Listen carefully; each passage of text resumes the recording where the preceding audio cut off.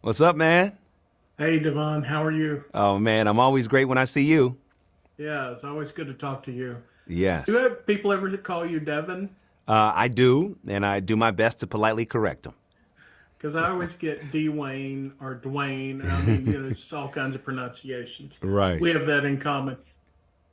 Hey, I really enjoyed this movie. I think it's great. Thank I you. love the New Deal. I'm looking forward to seeing where this happens.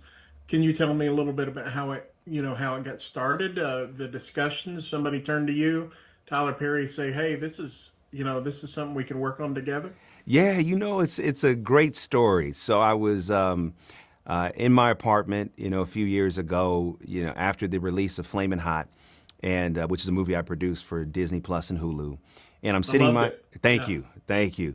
And I'm sitting in my apartment, having no idea, what I'm gonna do. Didn't have a film deal on the horizon. I had some initial conversations with Netflix, but I wasn't sure how that was going to pan out.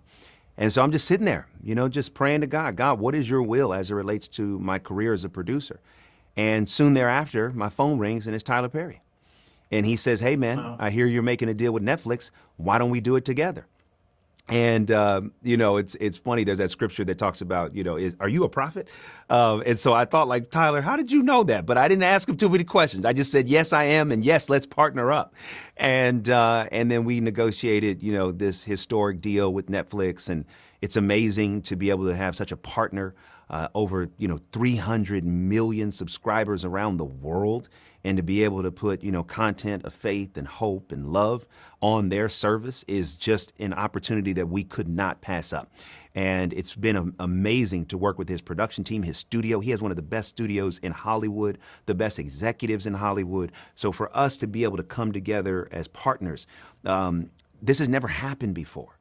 You've never seen two men of faith in Hollywood come together. Both have, we both have our own careers and both have thriving businesses, but then to come together for a Yeah. greater purpose. We're hoping that what we do is model, what it means for us to work together for the greater good. Yeah, it's revolutionary, pioneering. I actually live in Atlanta now. I live just north, Oh, so yeah, I'm. I love that. Well, I know that Tyler's, his studios are just down the road from us, Yeah. so that's really cool.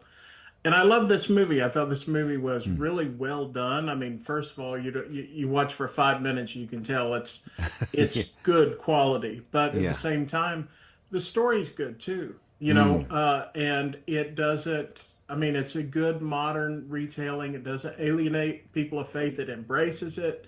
At the same time, there's something for non-believers to kind of come into. So you want to talk a little Absolutely. bit specifically about the movie? Yeah. First of all, thank you for your feedback. I mean, you're one of the first people to see it, and to hear how you feel about it means a lot because I know you watch a lot of these movies, and you're such a vital part of our process. So you liking the film means a lot to me. And yes, there is so much in this film for anyone of any age, any stage to be able to watch this film and find something of value from it. I mean, there's danger, there's romance, there's commitment, there's pain, there's highs, there's lows, and we wanted to bring quality storytelling, to this genre. We wanted to bring, high production value, great star power, and to be able to bring people into this world. So you've seen the film. So bringing people into the world of not just Atlanta, but the world of the vineyard. And, you have a vineyard that's owned, by a young black entrepreneur that is carrying on his father's legacy and is trying to do his best to be a man of integrity and character. And we Right. really wanted to portray that and bring people into this world. And you just haven't seen it before. This vineyard, and, we shot it right outside of Atlanta, if you can believe that. And it was so important to establish a world that would captivate an audience, that would transport them. And I'm excited for people to get a chance to see this film and to go on this journey. I love the part where they're singing "Goodness of God." Whew.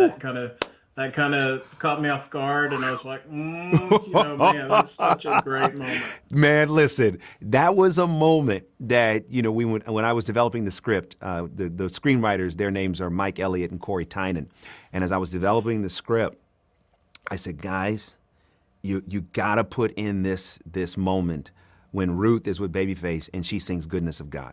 I said, I promise you, for our core audience, they're going to be brought to tears because Oh it's yeah. such a powerful song and it transcends the movie. It transcends the movie, but specifically for her character and what she's gone through, going through the foster system, being abandoned by her mother, leaving her home and trying to figure out how to navigate life. And when she's asked, "What is the song in your spirit?" the song that comes up is "How Good God Has Been." Yeah. So I'm so glad you pointed out that moment. That's one of my favorite moments in the film. Well, I can't wait to see more. My time's up, but I can't wait to see more movies. And when you're filming around here, Yeah, I'd love to connect sometime. So it'd be absolutely. awesome. I'll be back. Actually, we start prep on the next film in a few weeks, so I'll make sure to shoot you a text. I'd love to see you. Yeah, let's do it. Okay, Yeah, cool. sounds good. Thank you.